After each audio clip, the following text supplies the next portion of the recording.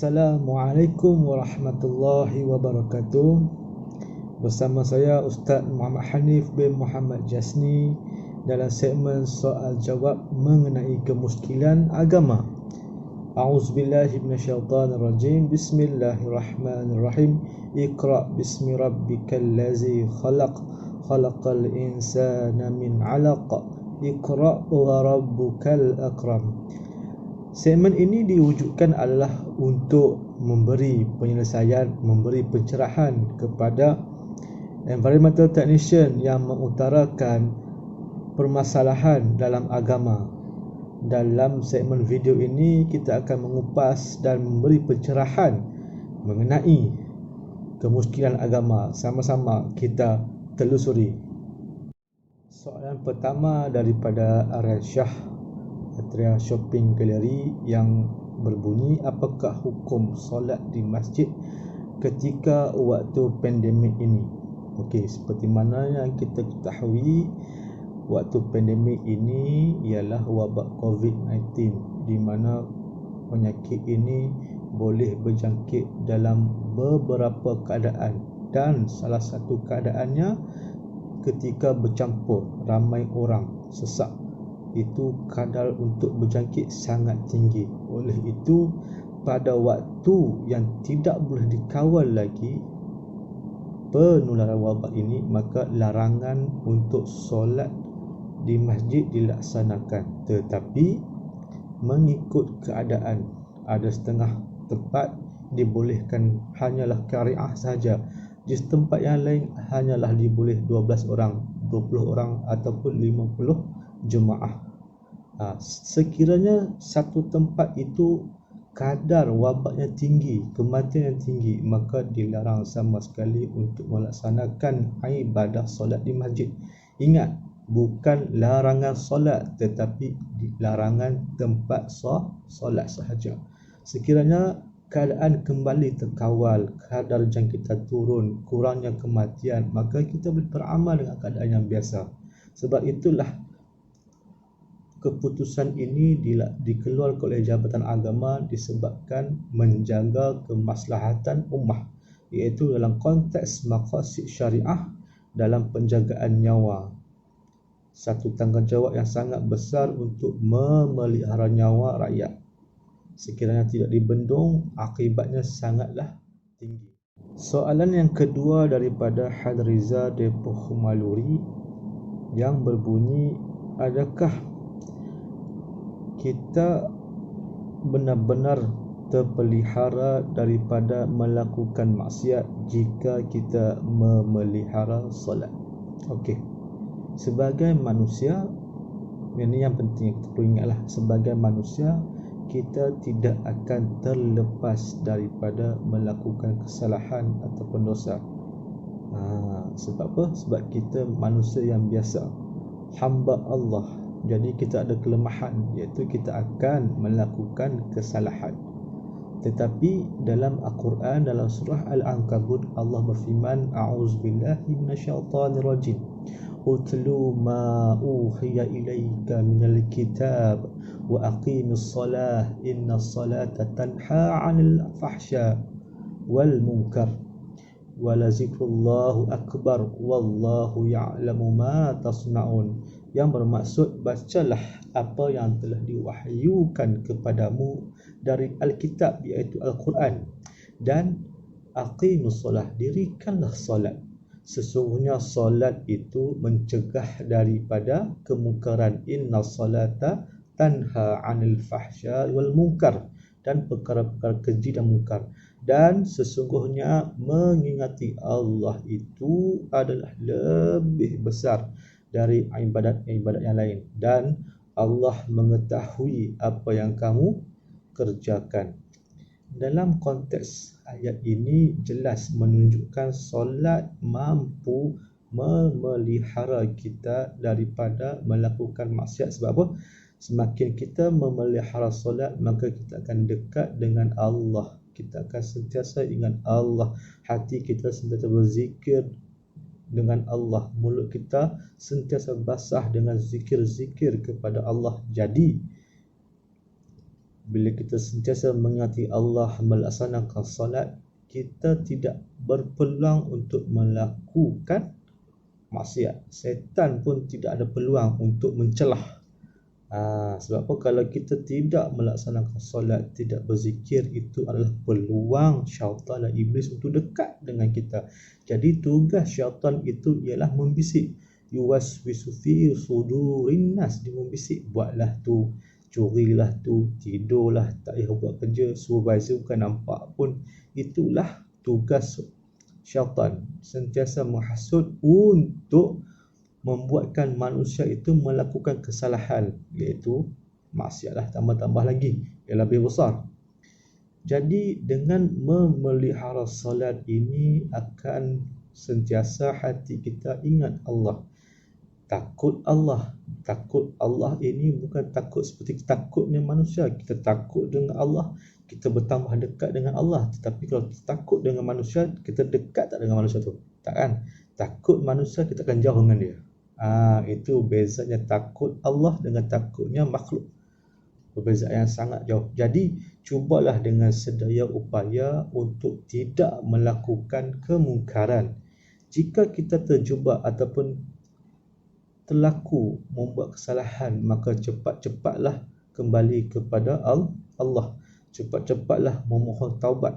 Sebab itulah dalam selepas kita solat, kita sentiasa doa, Rabbana la tuzigh qulubana ba'da idh hadaitana wa hab lana min ladunka rahmatan innaka antal wahhab. Ingat, hidayah Allah tu tidak boleh kita ambil kat mana-mana sekalipun. Kita kena usaha kasbun hati kita ni, takrim dalam hati kita ni, ya Allah, aku nak Allah. Ya Allah, aku bekerja ni kerana Allah. Ya Allah, tapak kaki aku ni berjalan kerana-Mu, ya Allah. Jadi setiap perbuatan kita hanyalah kerana Allah Subhanahu wa ta'ala. Soalan yang ketiga ialah, apakah hukumnya kalau kita melihat kawan ataupun saudara kita susah, tak ada wang, susahlah, tambah-tambah dalam keadaan yang pandemik ini kan, tetapi kita pun susah, macam mana kita nak tolong? Adakah kita berdosa kalau kita membiarkan sahaja? Okey, soalan ini menarik. Apa yang penting hati kita, bantulah keluarga kita yang paling dekat sekali, keluarga kita, mak ayah kita, adik-beradik kita, isteri kita, anak-anak kita, kawan-kawan dan juga rakan-rakan kita, mengikut kemampuan diri sendiri. Membantu ni tidak semestinya menggunakan wang. Harta kita yang ada kita boleh bantu. Mulut kita boleh bantu dengan memberi motivasi, memberi idea, memberi pandangan yang positif, memberi semangat kepada manusia. Itu juga dikira membantu. Wa ta'awanu 'alal birri wa taqwa wa la ta'awanu 'alal ismi wal 'udwan. Apa yang pasti ialah kita melatih diri kita ni untuk sentiasa bersyukur. Apabila kita sentiasa bersyukur, kita sentiasa fikir yang kita ni cukuplah ada 100 ni, tapi kita nak bantu orang. Kita bahagi 100 itu, kita bagi 50. Nampak? Kita membahagikan syukur kita itu kepada orang lain, dan kita akan menambah syukur lagi. Sedangkan sedekah itu ialah tali pahala. Walaupun kita hanya mendermakan sedikit sahaja, apa sahaja bentuk yang kita bantu itu dikirakan sebagai sedekah dalam pelbagai bentuk. Jadi menurut hadis At-Tabrani, seingat saya lah, pada suatu hari Rasulullah sallallahu alaihi wasallam ditanya oleh para sahabat, Allahumma salli ala, ya Rasulullah, siapakah manusia yang paling dicintai Allah, dan apakah perbuatan yang paling dicintai Allah? Dekat situ ada dua perkara. Yang pertama, siapakah yang paling dicintai Allah, dan yang kedua, apakah perbuatan yang paling dicintai Allah? Ada dua kat sini. Okey, Rasulullah sallallahu alaihi wasallam bersabda, menjawab, manusia yang paling dicintai oleh Allah adalah manusia yang paling banyak bermanfaat, iaitu memberi manfaat dan berguna kepada manusia yang lain ataupun makhluk Allah yang lain.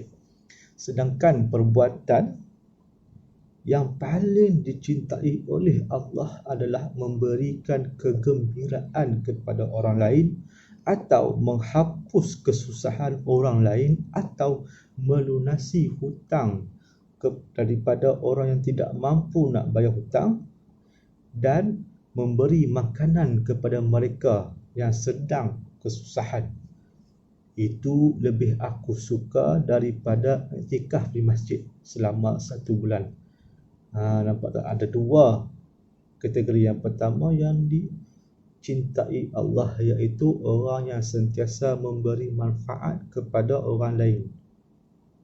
Orang yang sentiasa memberi dorongan, orang yang sentiasa menggembirakan orang lain, Allah suka.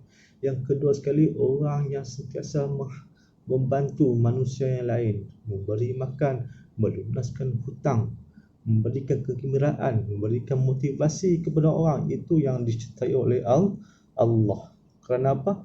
Dia memberi manfaat kepada orang. Apabila kita mula ringan tangan, ringan mulut, ringan segala perbuatan kita untuk membantu orang, maka kita akan automatik rasa bersyukur, belajar bersyukur. Allah akan tetapkan, Allah akan cukupkan pendapatan kita, Allah akan berikan kesenangan kepada kita. Tapi walaupun keadaan kita sebenarnya susah, tapi Allah senangkan. Itulah kelebihan Allah SWT. Itu yang kita nak. Tidak semestinya apa yang kelebihan itu yang Allah suka itu kita nampak depan mata, tak. Tetapi kenikmatan yang Allah bagi di sebalik perbuatan kita, iaitu sihat kita, tidak sakit, kita tidak susah, tapi kita senang walaupun dalam keadaan kita nampak sudah susah. Kita ada masalah, tapi masalah itu datang sekejap je. Dan ada orang lain, tangan-tangan yang lain yang menyelesaikan masalah kita. Sebab apa? Hidup kita ini hanyalah kepada Allah. Sekira hidup kita ni niat kerana Allah, perbuatan kita kerana Allah, Allah akan cukupkan keadaan kita ni. Allah akan susun baik-baik keadaan masalah kita ni, dan Allah akan cukupkan rezeki, Allah tambah lagi. Tetapi kalau hidup kita ini hanyalah dunia semata-mata, maka Allah akan cerai beraikan kehidupan kita ni. Allah bagi juga rezeki, tapi cukup-cukup saja, tak lebih tak kurang.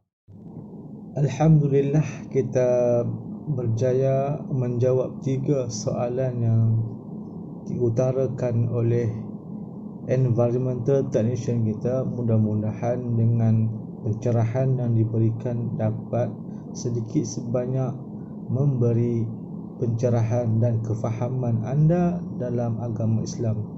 Kita akan berjumpa lagi dengan soalan-soalan yang lebih mencabar selepas ini, dengan ucapan Assalamualaikum warahmatullahi wabarakatuh.